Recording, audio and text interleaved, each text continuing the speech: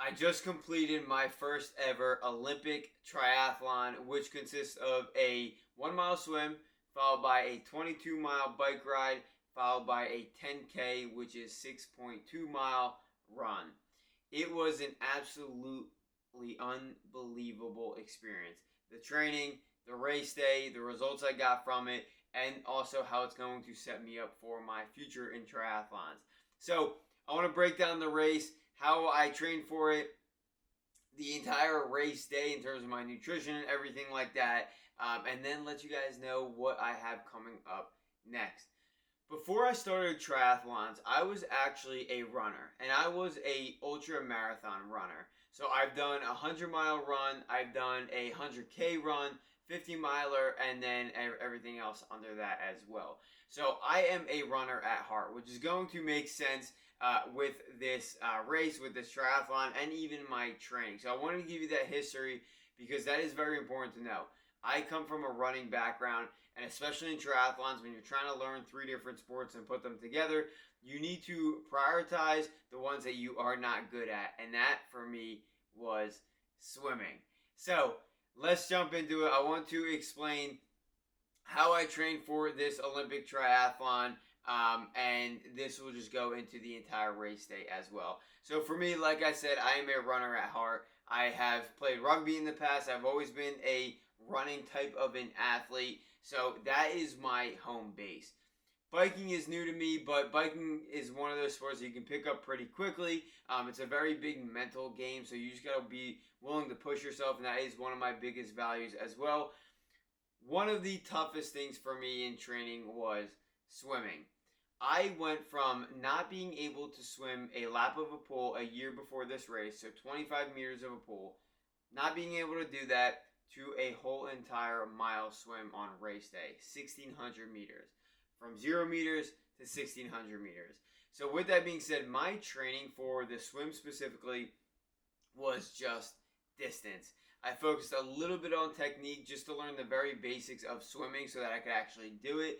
And then I focused on actually getting to that distance. It was never really any advanced technique. It was never really any pacing, any intervals, any speed work.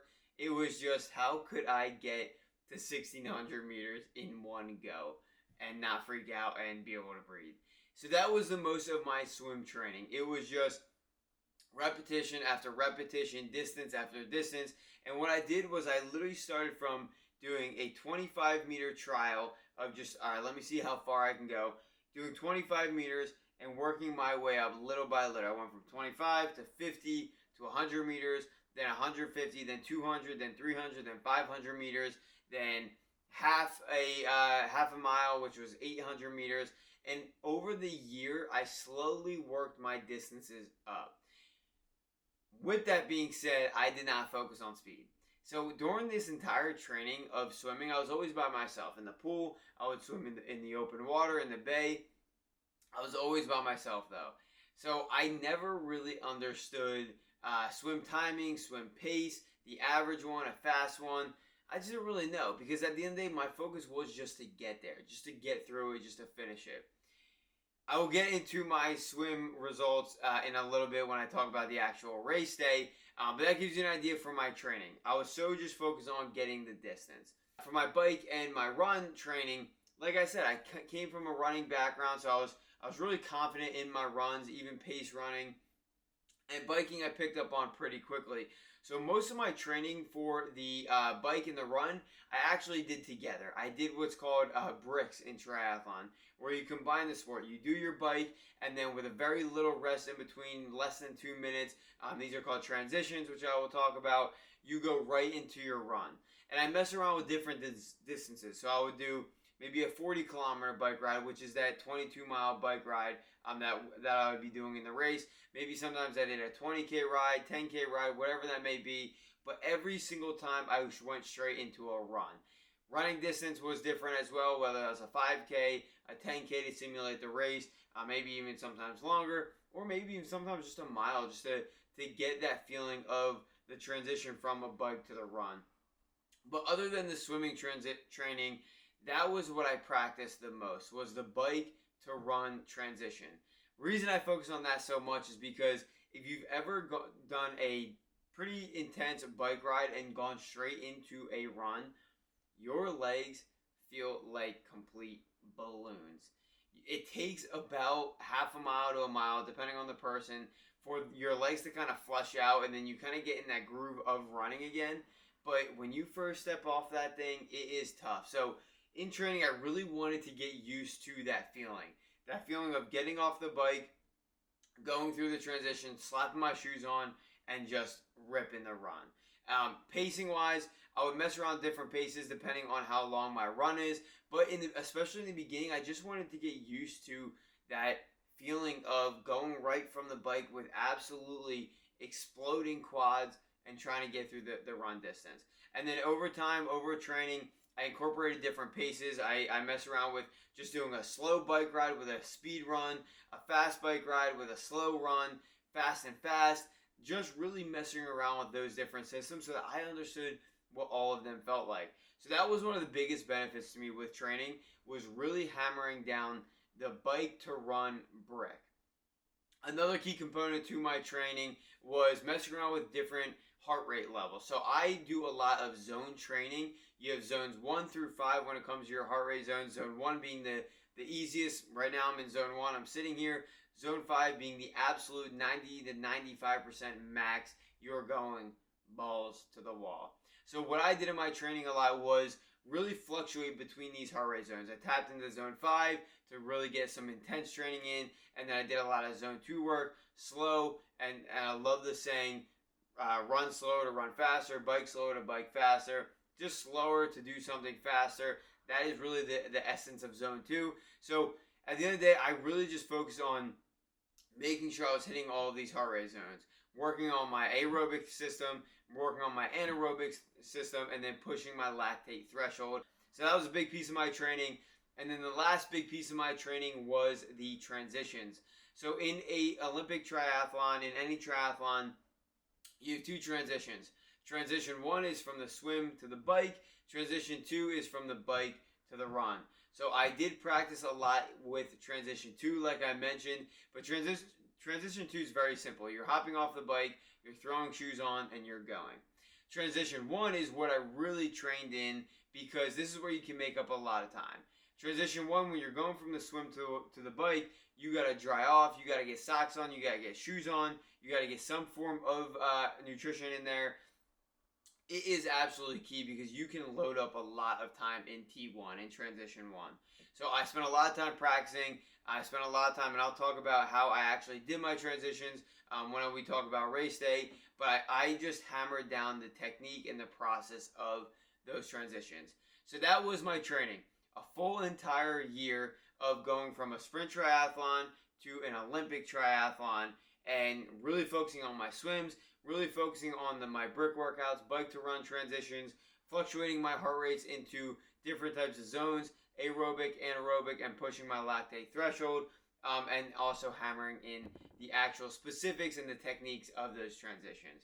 So let's jump into race day. We'll talk about race day nutrition. We'll talk about my schedule, and then we'll talk about each sport individually. I'll give you guys the results for that as well. So my race day nutrition, it started the day before. So I only did a 1-day carb load of 300 to 350 grams of carbs, mostly consisting of sourdough bread that I make homemade, fruits, carbohydrates, starchy veggies in terms of sweet potatoes and regular potatoes, and then some oats as well. That was honestly my entire carb source for that 1-day carb load, and my source of carbs for the morning of. The morning of, I had 2 pieces of sourdough bread, and then 30 minutes before the race, I had a BPN Go Gel, which is just a it's literally like applesauce, a little applesauce packet that I slurped down literally 30 minutes before the swim. So that was my nutrition.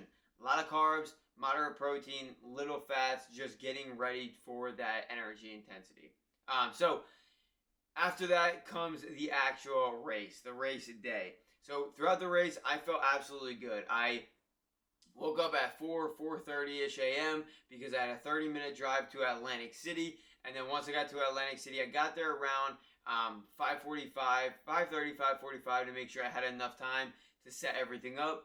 Like I mentioned in training, I really focused on the technique of the transitions. So that was the main thing I had to set up. So right when I got there, I walked over to the transition area. I set up my bike, set up my transition area.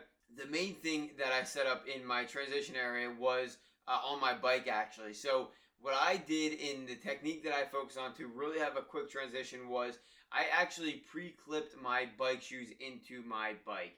And I had a little contraption with a rubber band that held up my bike shoes so that I could easily take my bike out of the rack, walk it over to the start line when we could actually hop on our bike, and then just slip my feet in rather than trying to put my biking shoes on at the transition, running in the bike shoes when they have those little clips on the bottom of them. Super uncomfortable. I just didn't want to do it, and it was a pretty long run to where we could get on our bike. So I decided to clip my bike shoes in, run barefoot in my socks to the start point, and then slip my feet on with my whole little contraption that I had.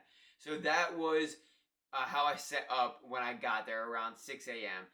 The race started at 7 a.m., so we had this about like hour awkward period where we kind of had to just stand there. So what I did first actually was I hit the porta potty, released anything that I didn't want in there because I had nerves and I also had just a lot of carbs in me, so I had to release some. So I released that, and then I did a little warm-up, getting my shoulders loose, getting my legs loose, but mainly getting my mind right. Like I said, I was nervous going into this, but I was ready. I was prepared. The training I went through, the year of training every single day, 2-a-days, absolutely going balls to the wall, nutrition locked in. I was so prepared for that race that it took a lot of my nerves away. I was confident. I was ready to go. But the main thing that was just nerve-wracking to me was just doing the work, right? I spent an entire year training, and it all came down to this one moment, this next 3 hours. So it was nerve-wracking in the sense that I had this one opportunity after all that training, but an exciting nerve-wracking. I was just ready to get into it. So I really just focused on warming up my body, but warming up my mind for the most part. Then I got in line to jump into the water.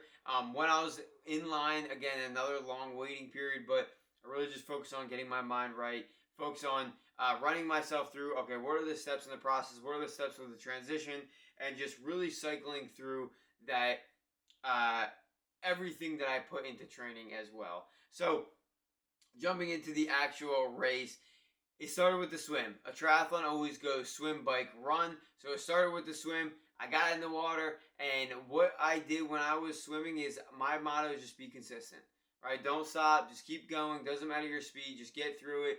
Keep a nice breaststroke, calm myself down, and just get through it. So I was very consistent. One of my favorite quotes is to be consistently good, not occasionally great. So I was just trucking along all the way from the start to the finish, got to the end of the swim, and I felt great. There wasn't really a point in time where I was worried about not getting there. Obviously, it was not easy. I had a lot of thoughts about, gosh, this sucks and I don't want to be here. But that's the reality of it because you push through it and then you feel so good after.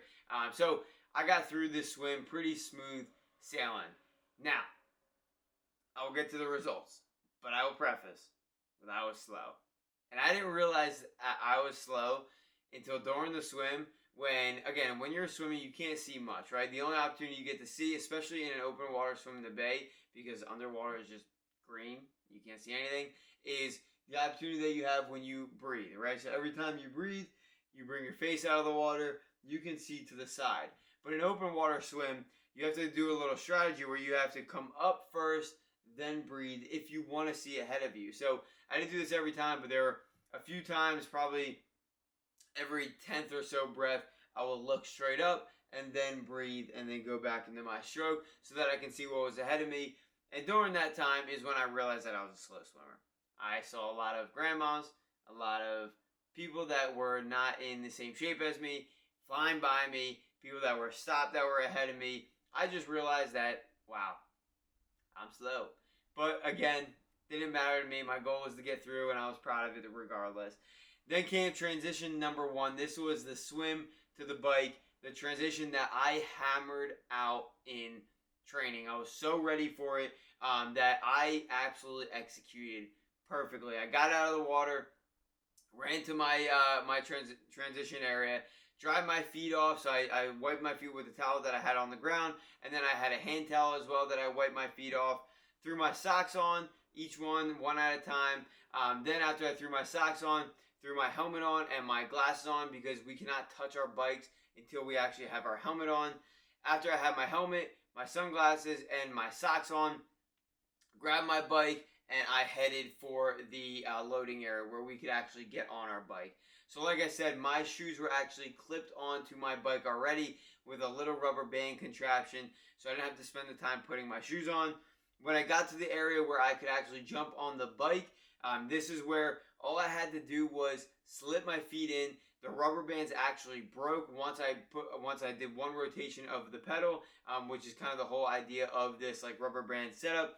And then once I got my one foot in, I was able to slide my other foot in. And then as I got a little bit down the road, then I would tighten my shoes and be fully clipped in. So it was a process that a technique that I spent a lot of time working on and perfecting, and it did go absolutely perfect. A lot of things that can mess up, right? The rubber bands might not break. The setup can get messed up when you're running to the actual loading period, and you can also panic, right? So a big thing is I had to stay calm. I had to trust the training, trust the practice, and it worked perfectly. My transitions, I'm going to go through the results again, but my transition time was awesome. One of my best features of my race. Then the bike came, 22-mile bike. That went awesome, right? Nice and smooth. I have a really nice bike. I have a Giant TCR Pro. So not one of the super high-end triathlon bikes, but not a super low-end one either.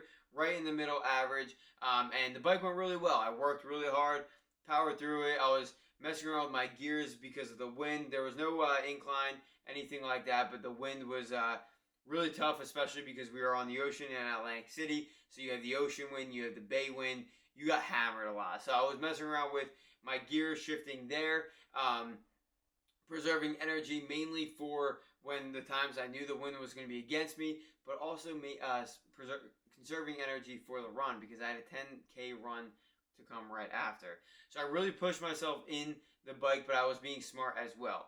Biggest and most important thing on the bike was that this is where I could actually fuel, right? During the swim, you can't actually fuel with any carbs or hydration, and during the transition you want to be quick, so you didn't want to do that, spend any time doing it then either. So most of my fueling actually came on the bike. I had on my bike 2 bottles that had some carbohydrates in there and electrolytes in there. So I had 2 scoops of a product called BPN G1M Sport. So that had carbohydrates, like I said, and it also had electrolytes, sodium, and potassium. So that way it would give me the energy I needed to continue to contract my muscles and get through the race, but then also had the electrolytes I needed for proper hydration, and then water as well, of course, that came with the liquid. So I had both of those as my nutrition, had 2 of those on the bike, and I made sure that I finished those before I actually finished the bike part of the race. And that was my only nutrition that was on the bike. Bike, like I said, went pretty smooth. It was a little frustrating that a lot of people with very, very expensive bikes were flying by me. But again, that's just the reality of the sport. Nothing you can do. You just got to keep working hard and push through it. Then came transition 2. Right, the easier of the 2 transitions, where all you got to do is hop off your bike, re-rack your bike, and then throw on your shoes. Difference for me was that I actually didn't unclip my shoes. I kept them clipped in. I just loosened them up, slipped my shoe out, and then I ran barefoot to the transition area again, so I didn't have to run in cycling shoes. Running in cycling shoes is just horrible. So when I got to the transition area, took my helmet off, took my sunglasses off, loaded my bike, and all I needed to do, I already had my socks on, all I literally needed to do was to slip on my shoes. And one thing I forgot to mention with my shoes is I actually had elastic laces, which means I didn't have to tie my shoes. I just slipped them on, and then I pulled the band, and I was good to go. I found this out actually the day before the race that this was a thing, so I had to practice it pretty quickly, but it was so easy. I just switched out my laces, and then I just got used to running them for one run, and it wasn't really a difference. So that made it really easy and made my transition to super straightforward. And then the only other thing I grabbed was a water bottle because it was extremely hot and we were running on the boardwalk right next to the beach. My original plan was not to bring any water, but they did mention in the race that they didn't have any hydration on the course in terms of any cups because they didn't want it to litter into the ocean. So I decided last minute to bring an extra bottle for water as well. And then during the actual run, I had one thing for nutrition, was another BPN Go Gel that has 30 grams of carbs. I had that around mile 2. That will get me through the last 4 miles, which is about the last 30 minutes or so of the race, so that I could really push it. And that's what I did. The run, I absolutely pushed it. I knew coming into the run that this was my best sport and that I could push it in the run, so that's exactly what I did. I preserved my energy in the swim, not purposely, I'm just a slow swimmer, a little bit in the bike, but I really pushed it through the bike, and it all came down to the run. But like I said, in training, I hammered out the bike to run transition, so I had plenty of training in that transition, so it was smooth sailing. Run went really well. I got off the bike and I was moving pretty quickly. Something very interesting about the bike to run transition that not many people realize is your perception of speed is way off. So when you're on the bike, obviously you're going around 15 to 20 miles per hour, right? When you're running anywhere from 5 to 10 miles per hour. So I'm coming off the bike at a perception of speed that is very high, right? Because you're flying down the road, you're on the highway, to a perception of running where it is much slower. So what actually happens is when you transition from the bike to the run, your perception of speed is so much higher that when you start running, you feel like you're running super slow and in slow motion. So when I got off the bike and I went right into the run, I actually started my run off at a 6:50 minute per mile pace. My original goal for my running pace was around 8 minutes for the first 3 miles, and then I was going to drop it and go as quick as I can for the last 3. Well, again, with the perception that you have of speed, I right off the bat started at a 6:50 minute per mile pace. I thought about slowing down, but honestly, I felt really good. My legs were balloons, but not as crazy as they have been in training, and that is because of all the fueling that I was doing. So my mindset was, let's go. I spent a year of training. I am ready for this. It's 6 miles. I can do it. So I kept it going. I maintained that 60-50 pace, and my mindset was, don't worry about the pace. If you slow down, you slow down. Let's just see how long you can maintain this. And that's what I did. I just kept going 1 mile at a time. And what happened was I was able to fly through that thing very, very consistently. So that leads into the results of the actual race. So my overall results, the 29.96 miles took me 2 hours, 46 minutes, and 29 seconds. The swim, the 1 mile swim, 1,600 meters, took me 50 minutes and 2 seconds. I came in 336th out of 400 participants in the swim. Hold on that, because it does get better. That just emphasizes how bad of a swimmer I was, how slow of a swimmer I was. We're going to work on it. Transition 1 was 2 minutes and 5 seconds, which is awesome. Bike ride in 22.35 miles, I did in 1 hour and 9 minutes and 39 seconds. This put me at 175 out of 400 participants. Transition 2 was 1 minute and 39 seconds. And the last sport, the run, 6.3 miles in 43 minutes and 6 seconds at a 6:50 minute per mile pace. And that put me 17th out of 400 in the run. So, very clear difference from sport to sport. I was almost last in the swim, a little bit above average in the bike, and absolutely above average in the run. And I was able to maintain that 6:50 minute per mile pace for the entire run. I will say that run really tested me physically and mentally. It was the one time where I truly feel like I brought the dog out of me. I kept going, a lot of self-talk, a lot of self-motivation, but I learned a lot from it because it made me realize that looking at that number now, I cannot believe I did it, but it just shows the power of the mind and the power to push through, but also the power of training as well. taking your time, taking it slow, delayed gratification, working for a very long time, a year in my case, just for one moment so that you could produce results like this. So overall, I am just very, very happy with the way this Olympic triathlon went, with the way the training went. Learned a lot from it that I'm going to bring into my next training phase, and learned a lot about the triathlon sport in general. Absolutely love it. I think it's so much fun because you're messing around with 3 different sports. It really gets technical, and it truly is a game.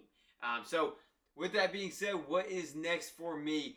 Like I said, I did an Olympic triathlon this year in 2024. Last year in 2023, I did a sprint triathlon, which is a quarter-mile swim, a 12-mile bike ride, and then a 5K 3-mile run. Olympic, like I said, was a 1-mile swim, 22-mile bike, and then a 10K 6.2-mile run. Next up are the Ironmans for me. There are 2 Ironmans, half Ironman and full Ironman. You have 70.3, which is the half Ironman, and that is the miles. And then you have a 140.6 full Ironman. So in 2025, my goal is to do a half Ironman. In 2026, my goal is to do a full Ironman. The training for these do get a little bit different, but I will definitely be posting more videos on that training, on that process, on that journey, and bringing you guys along with me for that as well. I can't thank my sponsor, my company enough, Mana Wellness, for helping me get through this triathlon training, not only with the nutrition, but also with the community that is behind us. They really supported me, allowed me to push through, motivated me, and it was unbelievably beneficial to the results of this race. Then, as well as their platform, allowing me to track my nutrition, allowing me to do my exercise programs that I did a lot of strength training in, and then also providing me with the actual race day, the actual triathlon training as well. So thank you to them. Thank you to Mana Wellness. I am absolutely very proud of the way this Olympic triathlon went. I hope you enjoyed this video, and on to Ironman 70.3. Let's get it.